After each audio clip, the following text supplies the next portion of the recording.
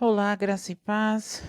Estamos aqui para começar mais um capítulo do livro De Todo Coração, do Luciano Subirá, Vivendo a Plenitude do Amor ao Senhor. E nós estamos no capítulo 6, Amor Incorruptível.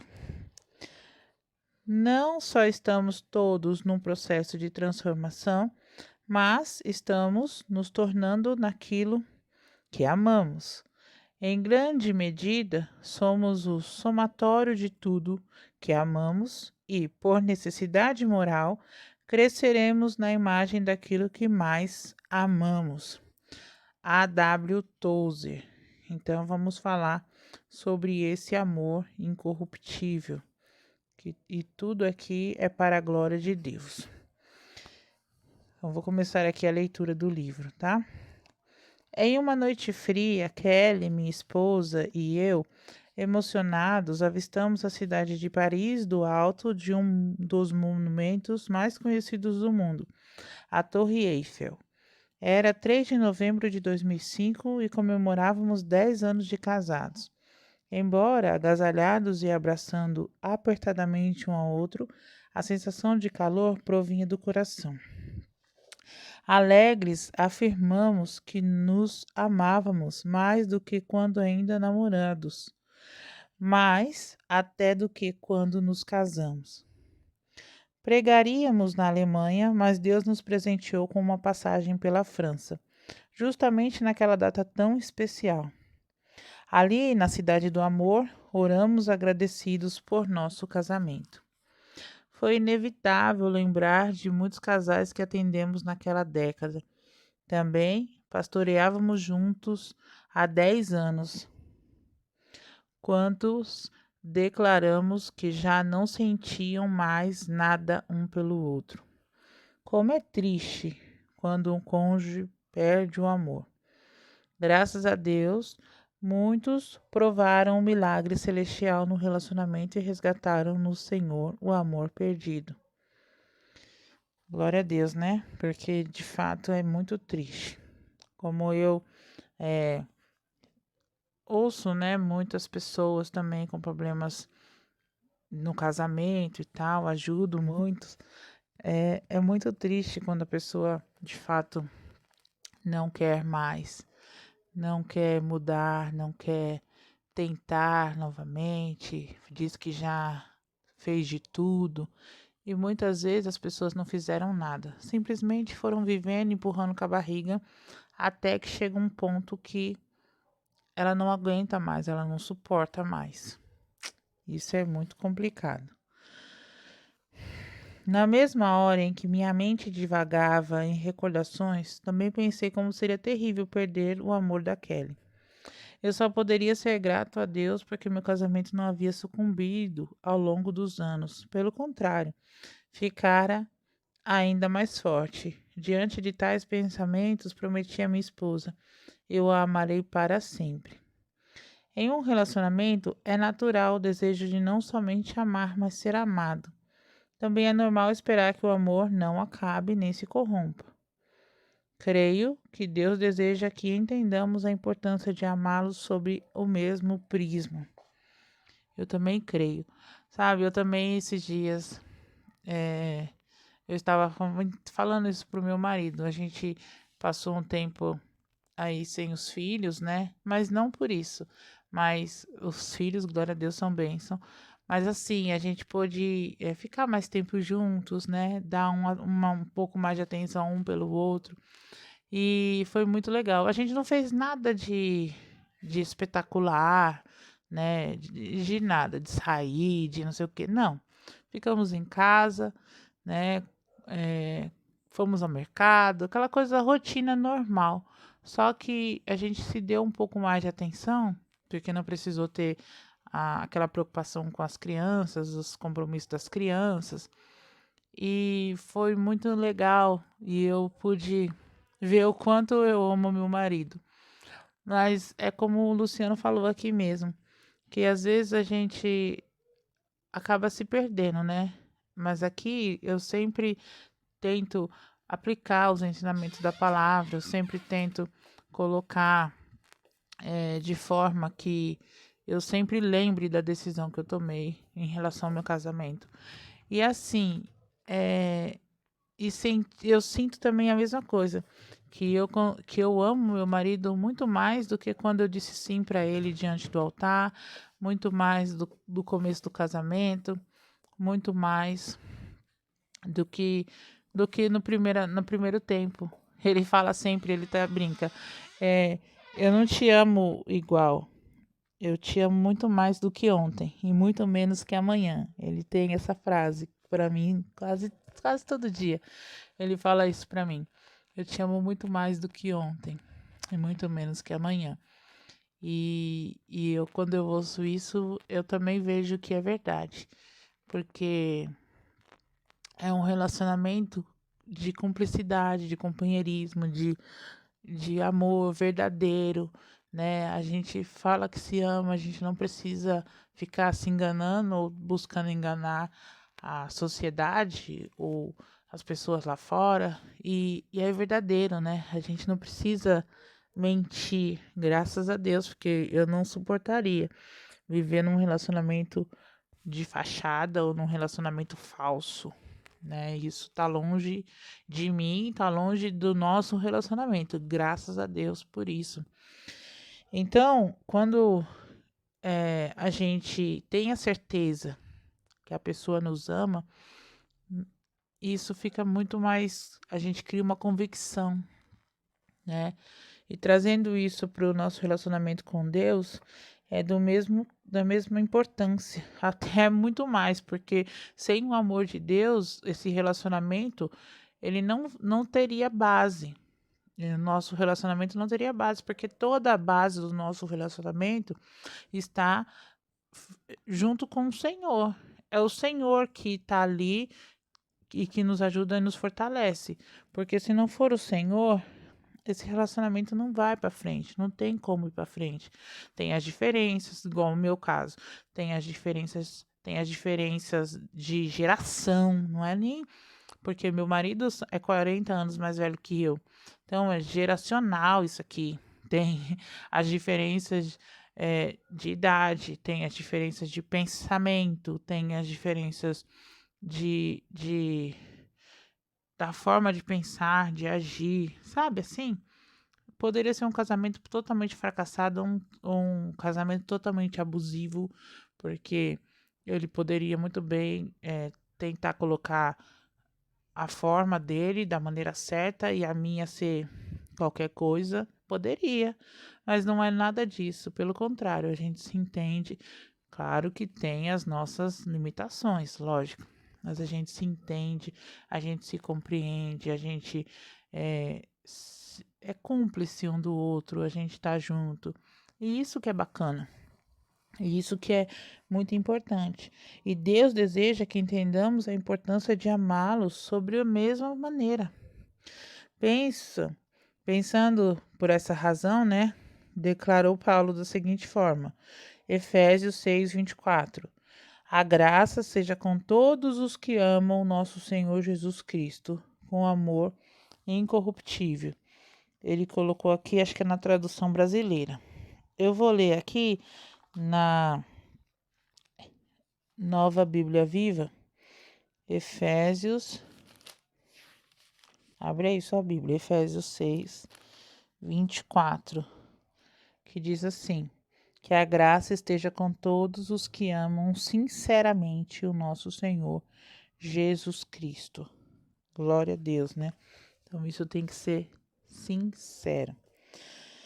Temos aqui uma definição do tipo de amor que permite um livre fluir da graça do Senhor em nossa vida. É um amor incorruptível, um amor sincero, né? Traduziram essa expressão por amor sincero, amor perene. Mas a tradução brasileira, que é a versão que ele está usando aqui, optaram pelo termo incorruptível, né? A tradução brasileira e a versão revisada da Almeida. O dicionário Vini aponta que a palavra grega empregada nesse texto pelo apóstolo Paulo e que se encontra nos manuscritos originais é aftárcia, o que significa incorrupção. Ela é usada como relação ao corpo da ressurreição.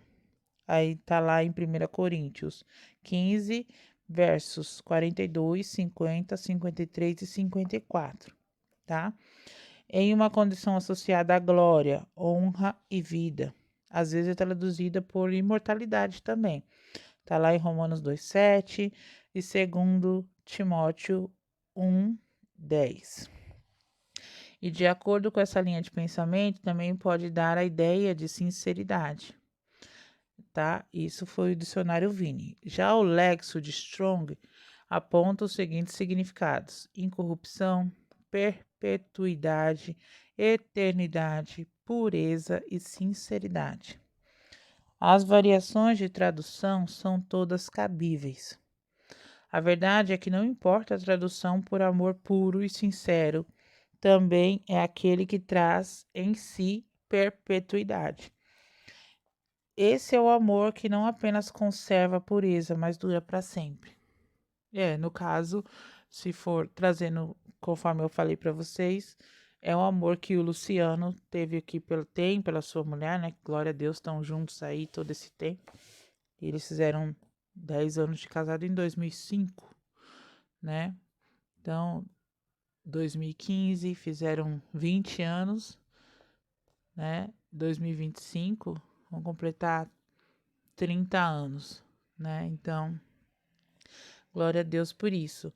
Mas assim, é o amor que eu sinto pelo meu marido também, que é um amor sincero, puro, honesto, um amor companheiro, né? Que é bem tudo isso aqui. E é o mesmo amor que Deus deseja de mim para com ele e dele para comigo. É uma troca, né? Esse tipo de amor é uma troca. Então, nós já sabemos que Deus nos ama e pronto, ele decidiu nos amar.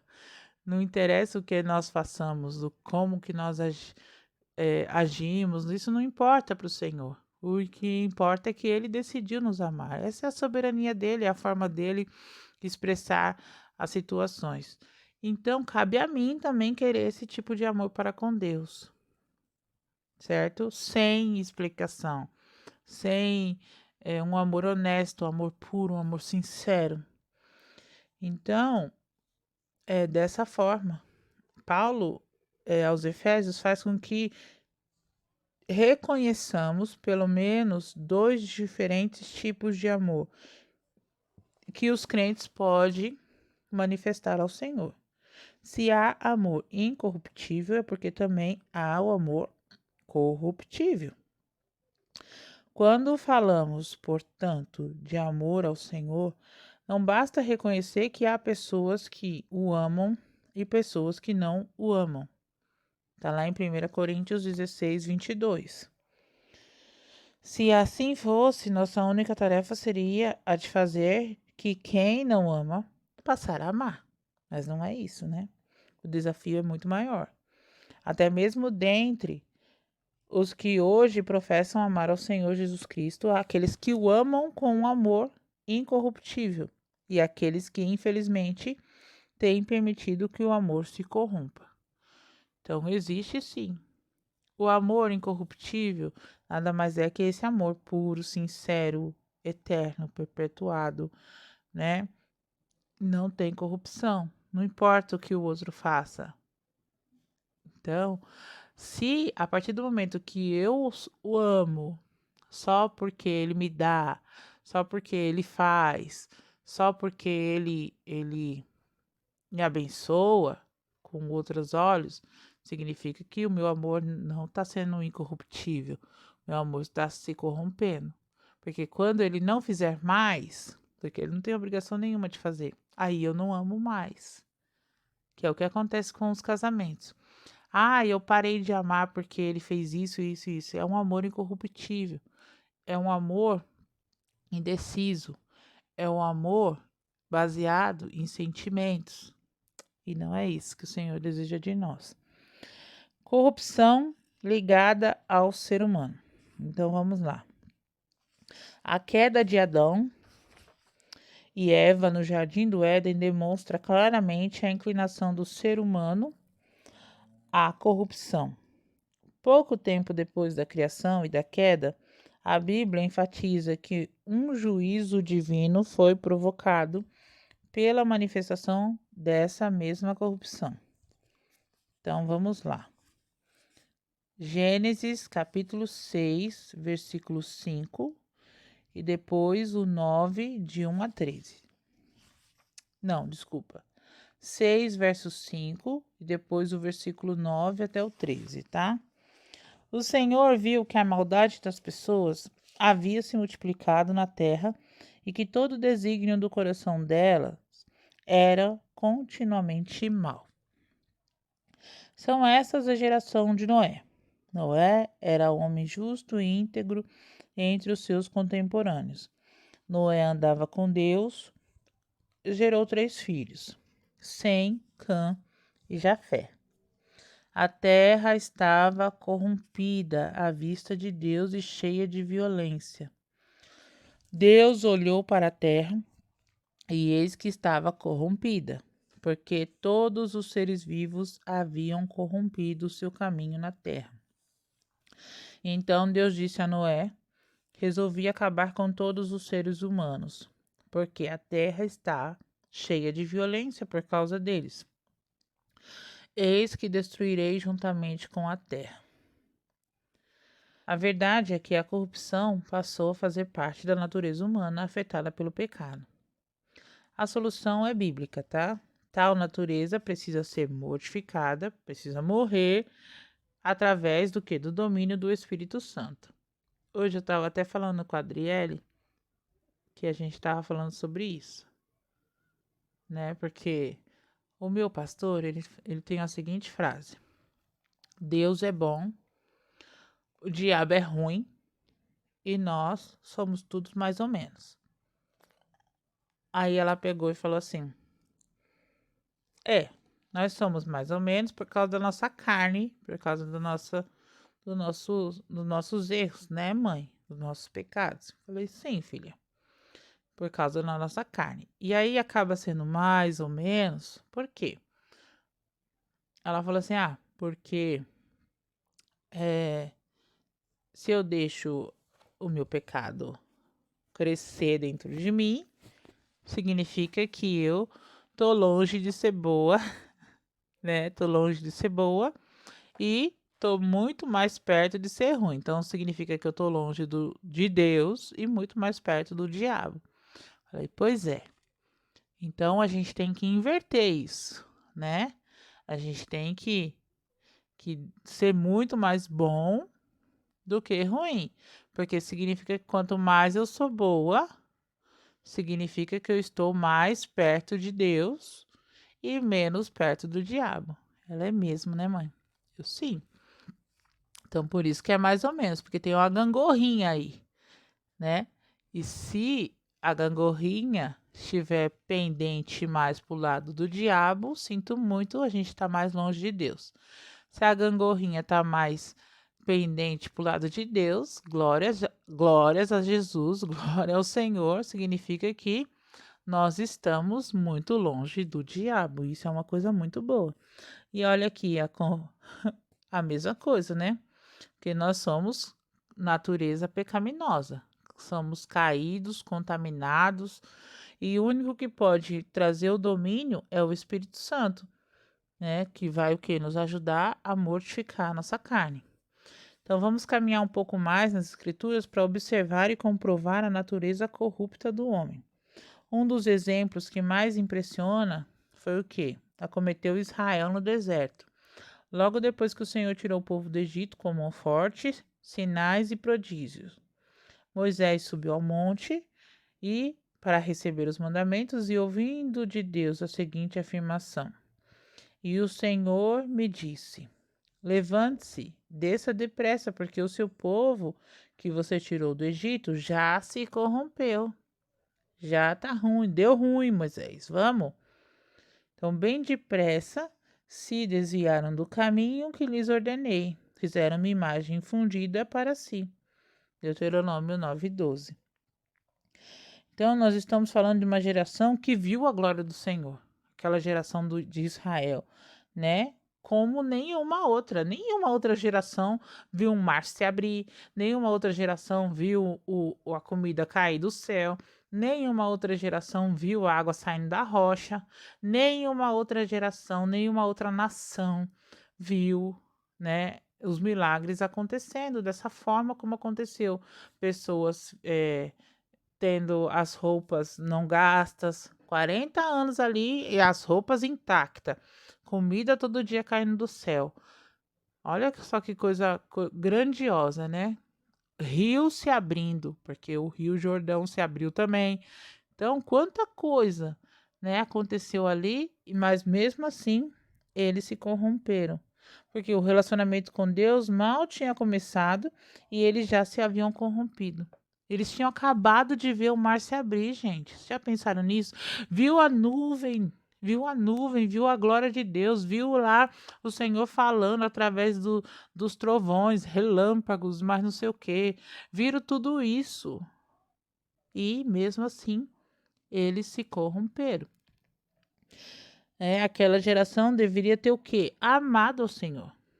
Deveria ter correspondido àquilo que o Senhor gostaria, como Moisés fez e Josué também fez, certo? Mas eles esqueceu do Senhor muito rápido. Foi algo assim praticamente instantâneo. Só porque Moisés demorou 40 dias lá em cima, pronto, foi o suficiente para eles falar assim: ih, já acabou, já era. Moisés não vai voltar. Então, Arão, o que que nós vamos fazer? Né? E aí Arão faz aquele bezerro. Muito triste, né? Não citamos, contudo, uma característica que morreu junto com aquele povo em um passado distante. Infelizmente, a falsa corrupção também reflete na nossa geração. Repetimos o mesmo erro. A gente vê milagres acontecendo todos os dias. Milagres ocorrem quando nós estamos de joelhos. Milagres ocorrem assim que nós abrimos os nossos olhos. Eu até comentei com o marido, né, que o Senhor é tão lindo que eu só penso algumas coisas, né? Tô trabalhando, tô num trabalho novo e tal, e eu só penso as coisas, falo, poxa, se acontecesse assim, se acontecesse assado, se acontecesse a mudança, ai que legal. E o Senhor vai lá, eu não preciso pedir nada, o Senhor vai lá e faz de uma maneira especial. Isso é tão maravilhoso, esse é milagre. Pequeno? Eu sei, depende de cada um. Para mim é um milagre muito grande, porque o Senhor, eu vejo que eu estou ali por conta do Senhor, porque o Senhor me colocou ali. Então, só o fato de eu estar ali, poder honrar o meu Deus, já é o suficiente. Mas Ele me concedeu esse emprego para que eu pudesse ser abençoada por Ele também, certo? É triste reconhecer a inclinação do homem à corrupção, inclusive do amor, mas ela é real desde muito tempo atrás até hoje. O desafio de todo cristão é caminhar com Deus em uma dimensão em que possa conservar seu amor intocável e incorruptível. Esse é o desafio nosso, né? Todo cristão nessa caminhada com Deus. A gente fez aí 40 dias, né? Com o livro anterior, caminhada lá com Deus. E é mais ou menos isso. A gente tem que se doar todos os dias.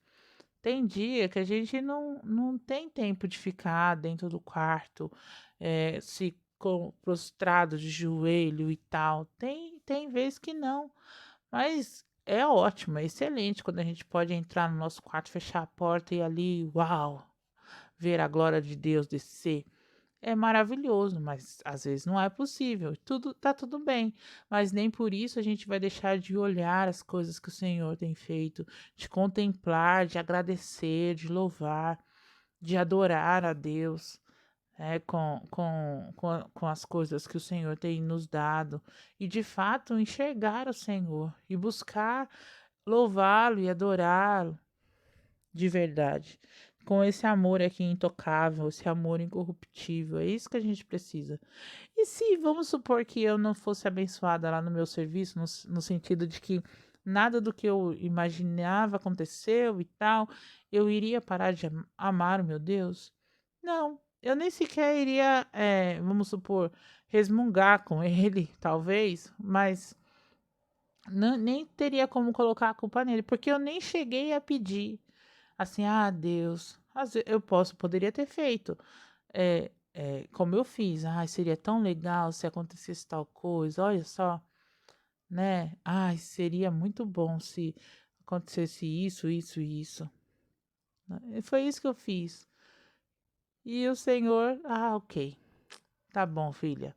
Mas ele não poderia ter falado assim: "Não, não vai acontecer não. Não, você não tá merecendo", que tá, às vezes é por merecimento sim, que a gente recebe a bênção por merecimento. A única coisa que a gente não recebeu por merecimento foi a graça do Senhor através da cruz, o Senhor se entregando na cruz do Calvário e nos dando a salvação. O restante é por merecer. Você merece? Então tá aqui. Ah, você não fez, então você não merece, sinto muito. A igreja brasileira vive um crescimento inédito. Nunca tivemos tantas conversões. E é verdade, né? Não sei quando foi a época que foi escrito esse livro, mas até hoje, né, eu estava conversando também com o marido a respeito disso. Antigamente, acho que eu até falei no áudio anterior, as pessoas tinham mais, eh, eram mais rígidas, né? E as pessoas tinham vergonha. Falei mesmo. As pessoas tinham vergonha de andar com a Bíblia na mão, de ser chamado de crente, né? Porque rolavam uns apelidos.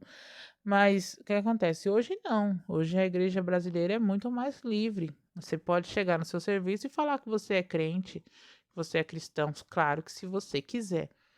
Eu acho desnecessário, porque eu vejo que Cristo tem que entrar na frente. Eu não preciso contar para ninguém que eu sou crente. As pessoas têm que ver a diferença na minha vida, né? É muito ótimo quando você recebe algo do Senhor mesmo, porque as pessoas não estão vendo, mas Deus está vendo, né? E assim, é, a partir do momento que você é cristão, as pessoas estão vendo, né, a sua diferença, estão vendo o seu comprometimento, estão vendo que você não faz coisa errada, né? Porque é assim que funciona. E então, você busca fazer as coisas mais certas, que você influencia as pessoas que estão à sua volta com as coisas certas, não com as coisas erradas. Isso é maravilhoso, né? Então, as igrejas crescem, as estatísticas indicam que a quantidade de desvios no país é quase a mesma que a de cristãos firmes. A proporção é quase de 1 para 1. Mas que isso? É inevitável admitir o baixo nível do relacionamento dos crentes atuais com o Senhor, que é, de fato, você não ter comprometimento, você faz porque o Senhor está fazendo por você. A partir do momento que Deus não está mais fazendo, acabou. Então, o quadro pode ser o quê? Descrito com palavras de um amigo, pastor Marcelo Jamal, que certamente disse: "Nunca antes nossas igrejas estiveram tão cheias de tanta gente vazia." Já pensou? Cheias de gente vazias. Aquelas pessoas que às vezes estão servindo a Deus, estão indo na igreja por religiosidade, porque já acostumaram.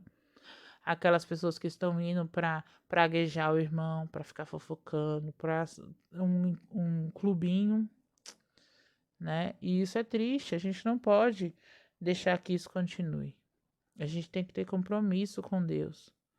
Conversando com uma amiga, as nossas crianças lá na igreja, elas estão falando os versículos, né? Estão decorando os versículos e eu tenho 2 filhos que precisam também ter esse comprometimento. E aí falam lá na frente, né? Na frente da igreja toda. E eu simplesmente falo assim para eles: não, vocês decoraram? Não adianta nada você pegar a Bíblia hoje e querer falar o versículo hoje, que não vai funcionar. E vai passar vergonha lá na frente ou falar qualquer versículo que já decorou trocentos anos já, e todo mundo fala, só porque tem que ir lá na frente. Não. Aí uma amiga minha lá da igreja, né, falou a mesma coisa para mim, que a filha dela queria ir lá falar o versículo, só que Ela falou assim: "Não, você não se comprometeu, você não decorou, você" "Não, mas eu falo o versículo e tal". "Não, não, não vai, não vai". E eu também já fiz isso, não deixei minha filha falar, porque ela simplesmente não decorou, não passou tempo com o Senhor, meditando naquele versículo, né. Então, simplesmente sair lá falar por falar, grande coisa. Não é assim que funciona. E aí o que? A gente está criando o quê? Pessoas, o quê? Vazias dentro da igreja, só por cumprir tabela.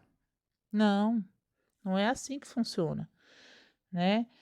E diante de tudo isso, o desafio não é apenas ganhar os perdidos, mas ir além. É ensiná-los a amar ao Senhor e manter esse amor incorruptível, certo? Então, eu vou ficar por aqui hoje. Estou muito contente de estar fazendo esses estudos aqui, né, com vocês. Não faço a menor ideia quantas pessoas estão assistindo, quantas pessoas estão ouvindo, mas eu sei que o Senhor leva aí a palavra para onde Ele quiser, né? E eu estou muito contente com o que Deus tem feito na minha vida e falado comigo e agido na minha vida. Sei que Ele tem muito mais para mim. Sei e confio nessa palavra, que Ele tem muito mais para mim. À medida que eu for o quê? Aprendendo a viver esse amor incorruptível, com certeza a tendência é ter um nível de amadurecimento no nosso relacionamento com o Senhor muito profundo. E eu louvo ao Senhor por cada momento que eu passo aqui com vocês, louvo ao Senhor por cada momento que eu passo junto dele, ouvindo a palavra, tendo essa oportunidade de meditar. Então vamos orar. Senhor, não tenho palavras, ó Deus, para agradecer essa oportunidade, esse momento de estar aqui contigo, Senhor, gravando esse áudio e sentindo a tua presença na minha vida. Eu te louvo, Pai, eu te exalto, porque o Senhor sabe o quanto eu busco viver esse amor incorruptível contigo, o quanto eu busco, ó Deus, viver esse amor de forma pura e sincera, da minha parte principalmente, porque eu sei que da parte do Senhor, com certeza, é sempre puro e sincero. Então, eu não quero ter dúvidas, Pai, eu quero que o nosso relacionamento seja cada vez mais tão profundo, tão intenso, porque eu sei que é através desse amor que eu tenho com o Senhor, os meus relacionamentos com o meu marido, com os meus filhos, com os meus pais, com os meus irmãos, com os meus amigos, com os meus colegas de trabalho, esses relacionamentos eles serão também puros e verdadeiros, porque a tendência é fazer com que o Senhor seja adorado e exaltado através da minha vida, refletir a tua glória. Pai, que assim também possa ser, esse sentimento possa acontecer na vida dos meus queridos irmãos que estão aqui juntamente comigo. Que eles possam querer te adorar dessa maneira, Pai. Adorar em espírito e em verdade, te amar de verdade com todo o coração. Que isso seja uma verdade, Pai, nos nossos corações. Nos ajuda, Senhor, a compreender mais essa palavra nesse capítulo e nos ajuda, Senhor, a meditar nesse amor corruptível. Que a graça do Senhor esteja sobre nós, todos aqueles que amam ao Senhor verdadeiramente, sinceramente, incorruptivelmente. Em nome de Jesus. Amém.